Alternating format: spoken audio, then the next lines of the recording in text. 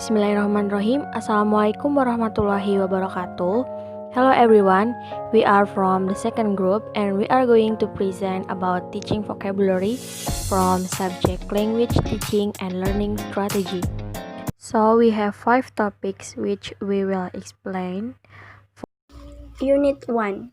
What is vocabulary and what needs to be taught? What is vocabulary?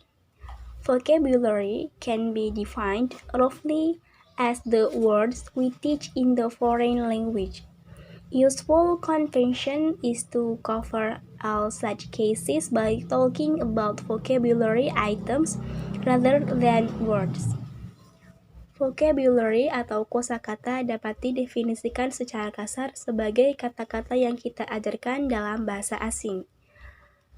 Kosakata mencakup semua kasus dengan berbicara tentang item kosakata daripada kata-kata. What needs to be taught? Apa yang perlu diajarkan? First, form, pronunciation, and spelling. The learner has to know what a word sounds like, its pronunciation, and what it looks like, its spelling.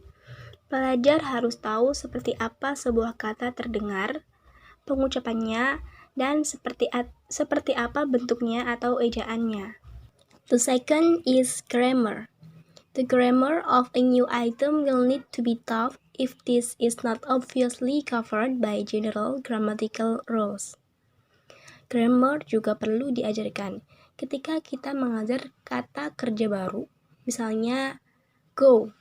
Kita juga bisa memberikan bentuk lampau, went, verb transitive atau intransitive, dan sebagainya. Next is collocation. The collocations typical of particular items are another factor that makes a particular combination sounds right or wrong in a given context. So this is another piece of information about a new item which it may be worth teaching. Kolokasi adalah sebuah kata atau frasa yang digunakan atau digabung dengan kata atau frasa lain di mana terdengar benar dan wajar oleh penutur bahasa tersebut. Tetapi penutur bahasa lain mungkin mengalami kesulitan untuk memahaminya. The next is aspects of meaning. Denotation, connotation, appropriateness. Arti sebuah kata pada dasarnya adalah apa yang dirujuknya di dunia nyata. Itu denotasi.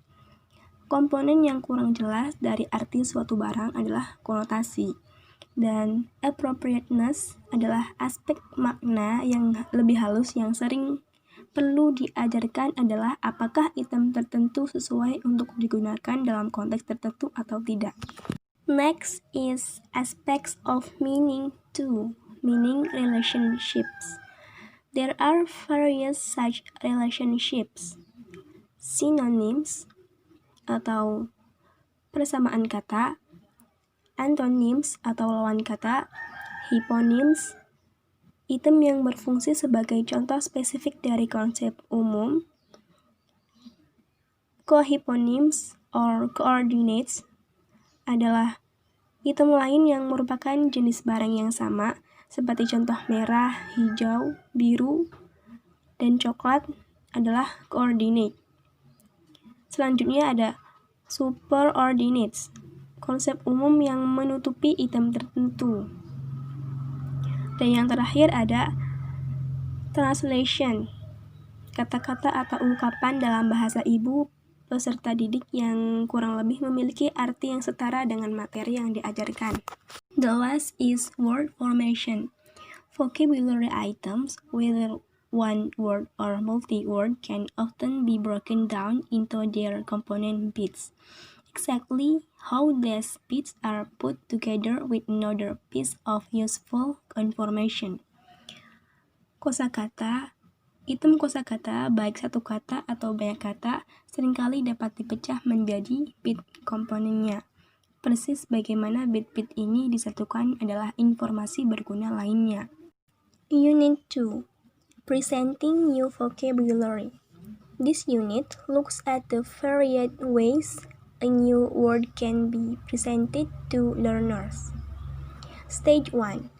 Ideas for presenting specific items. Select an item from the vocabulary tab in a foreign language textbook you know. Think how the meaning of this item would best be presented to learners who are encountering it for the first time, and note down some ideas.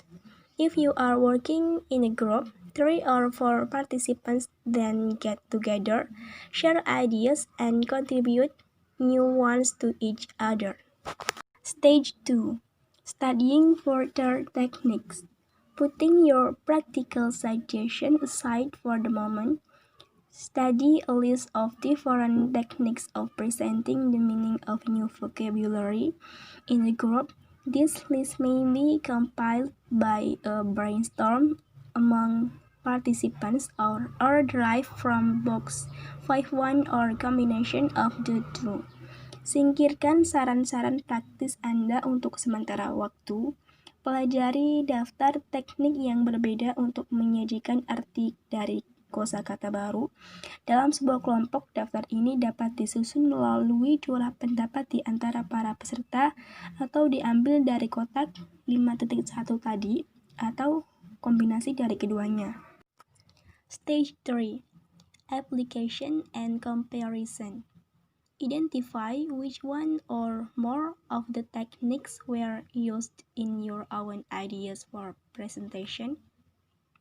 If you are in a group, were there any techniques which tended to be more popular, other which were barely used? On second thought, would you or could you have used other techniques to supplement your original idea for presentation? Di stage 3 ini, identifikasi satu atau lebih teknik yang digunakan dalam ide Anda untuk presentasi. Jika Anda berada dalam sebuah kelompok, apakah ada teknik yang cenderung lebih populer, teknik lain yang jarang digunakan?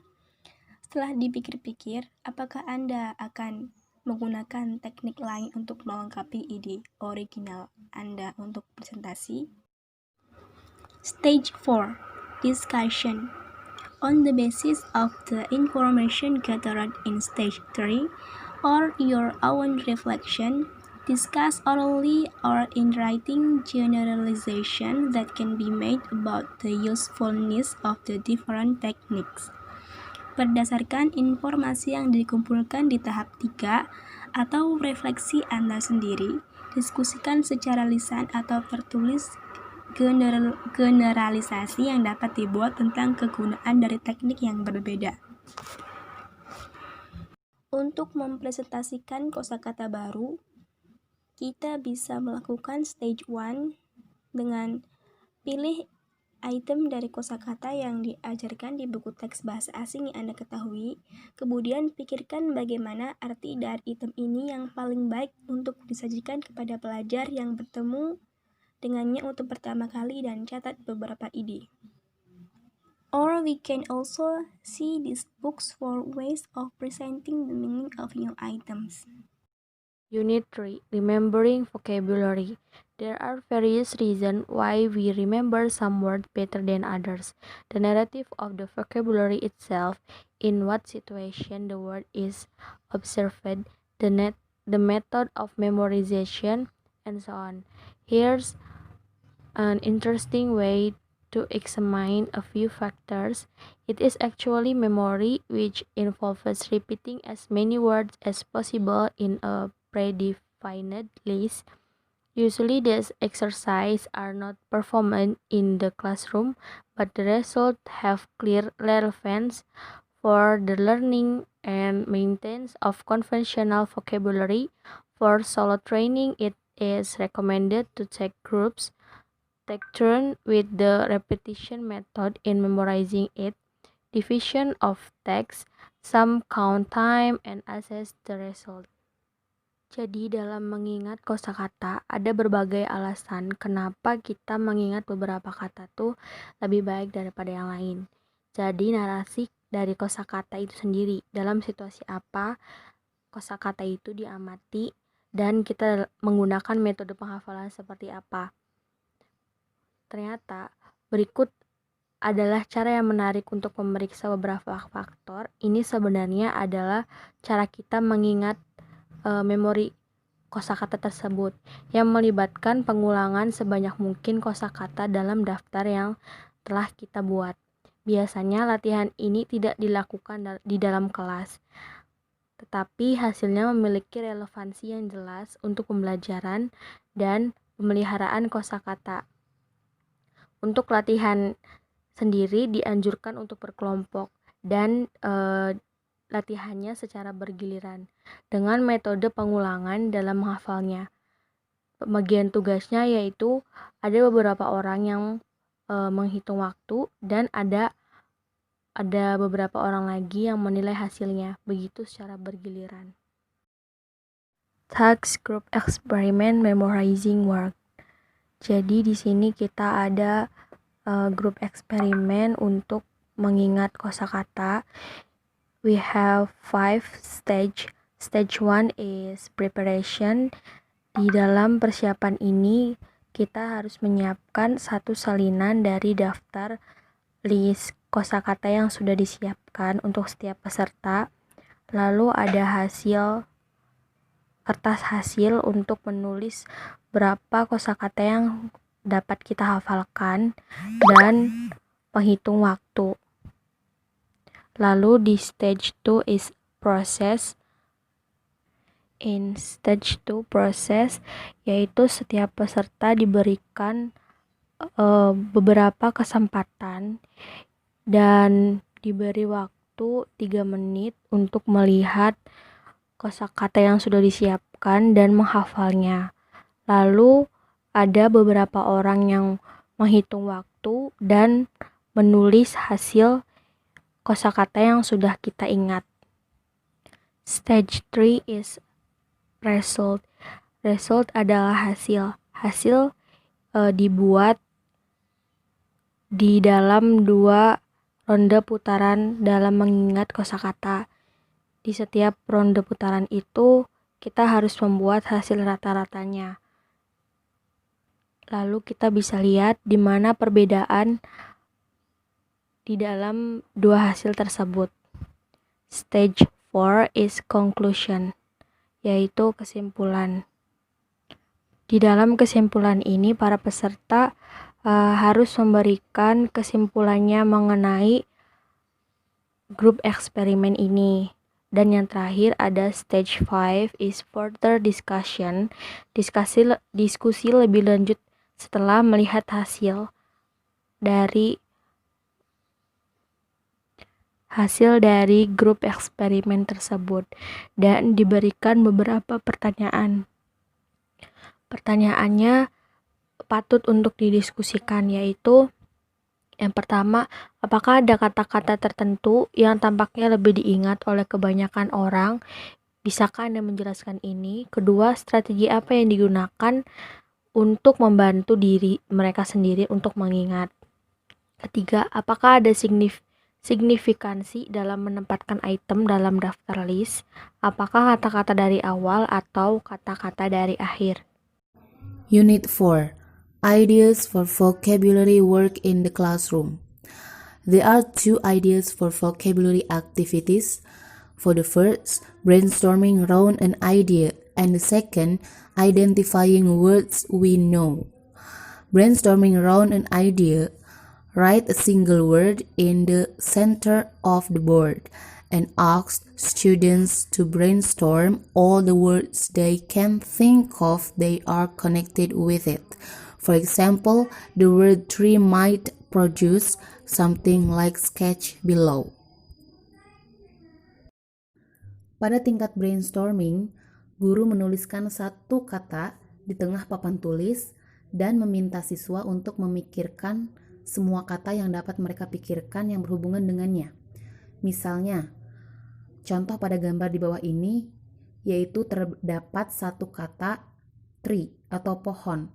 Nah, dari kata pohon ini bisa menghasilkan sesuatu yang berhubungan dengan pohon tersebut.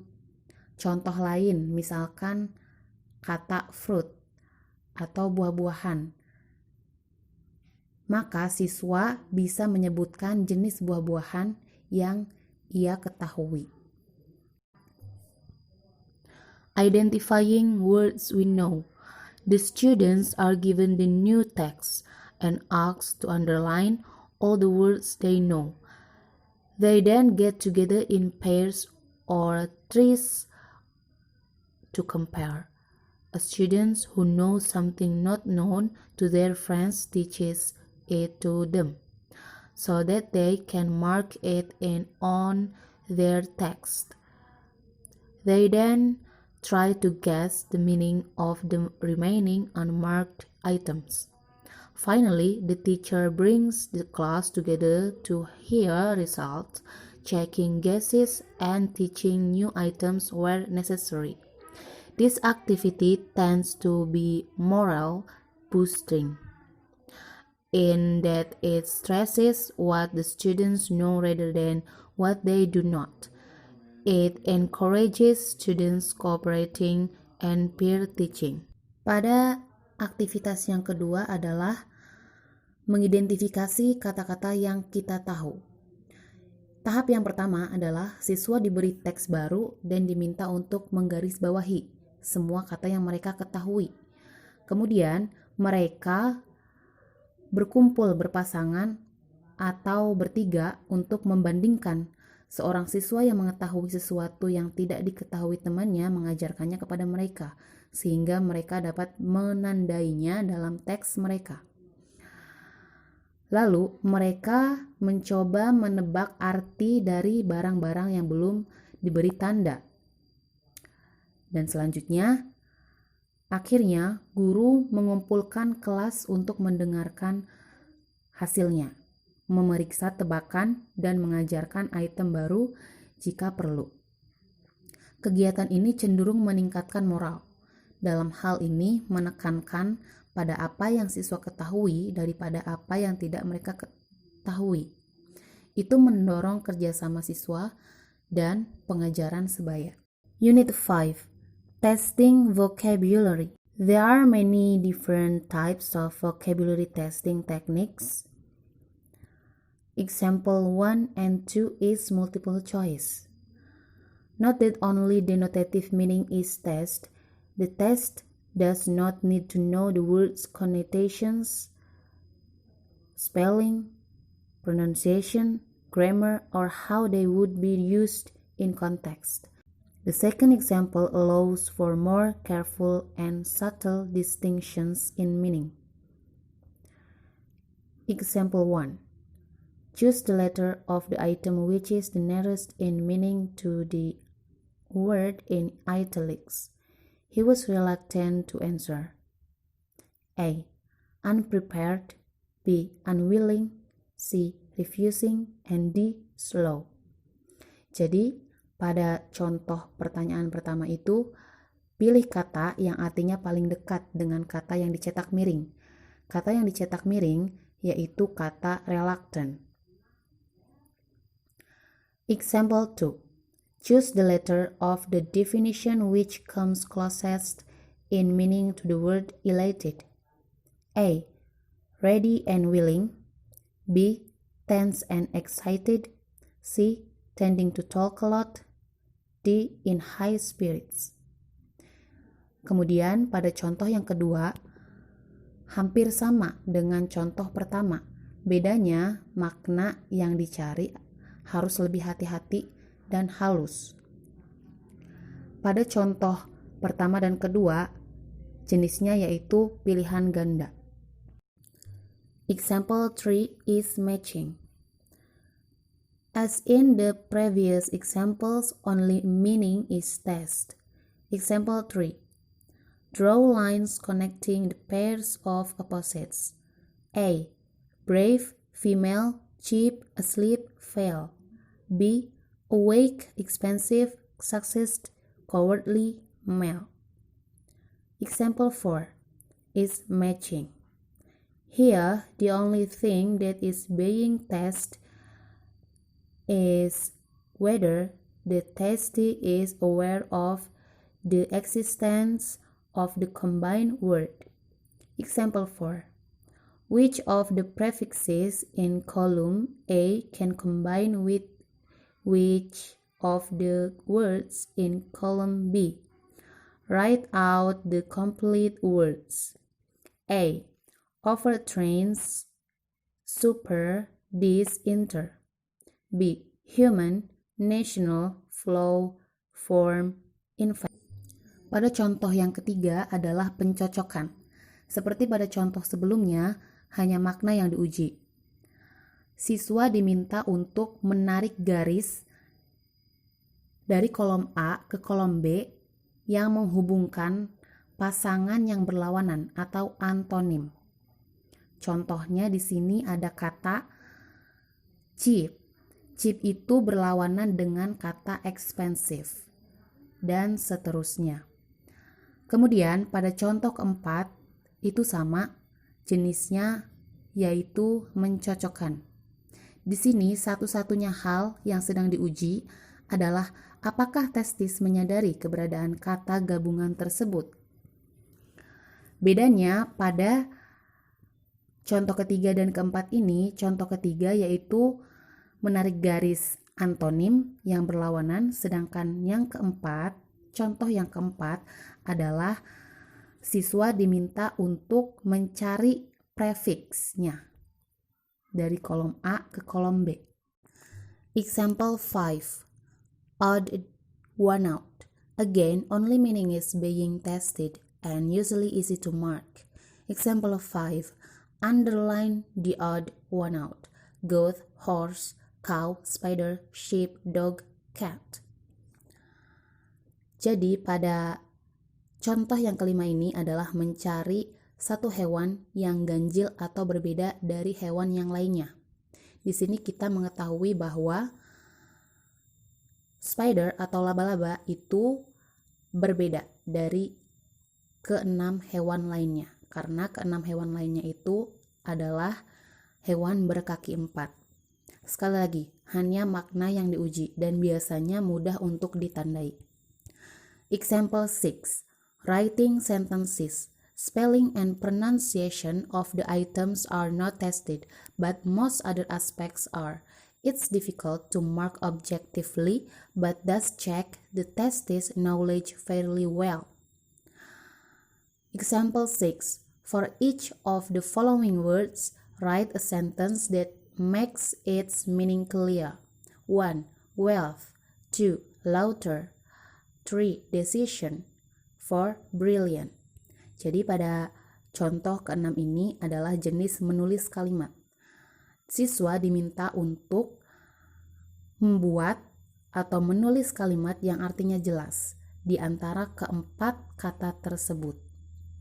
Ejaan dan pengucapan item tidak diuji, tetapi sebagian besar aspek lainnya diuji. Sulit untuk menandai secara objektif, tetapi memeriksa pengetahuan peserta tes dengan cukup baik. Example 7. Dictation. Dictation test oral recognition and spelling only. However, if learners can recognize and spell an item correctly, they probably also know what it means. It is extremely difficult to perceive, let alone spell, words you do not know. Example 7. The teacher dictates the words from example 6. The students write them down. Jadi pada contoh ketujuh ini adalah jenis dikte. Guru mendiktekan kata-kata dari contoh 6 tadi, lalu siswa menuliskannya. Dikte hanya menguji pengenalan dan ejaan aural. Namun jika pelajar dapat mengenali dan mengeja suatu item dengan benar, mereka mungkin juga tahu apa artinya. Sangat sulit untuk memahami, apalagi mengeja kata-kata yang tidak Anda ketahui. Example 8. Dictation translation. This checks if students know meaning and spelling only. Example 8. The teacher dictates the mother tongue equivalents of the words in example 6. The students write down the target language version. Jadi pada kalimat 8 itu jenisnya dikte terjemahan. Ini memeriksa apakah siswa hanya mengetahui arti dan ejaan. Kita lihat pada contoh pertanyaannya. Guru mendiktekan padanan bahasa ibu dari kata-kata dalam contoh 6.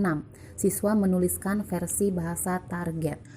Example 9. Gap filling. This test meaning spelling to some extent grammar and collocation. Example 9. Fill in the gaps. In the 17th blah blah blah Spanish ships sailed blah blah blah to Central and blah blah blah America to fetch gold for the Spanish blah blah blah. These ships were often attacked by blah blah blah who infested the Spanish main the sea blah blah blah northeast of Central and South America. Adapted from the Cambridge English Course 2 Students Book Michael Swan and Catherine Walter 1985. Jadi pada contoh ke-9 adalah mengisi celah. Ini menguji makna ejaan sampai batas tertentu tata bahasa dan kolokasi. Example 10. Gap filling with a pool of answers. Meaning is tested here, also to some extent grammar and collocation. This version is easier to do and mark than example 9. Jadi,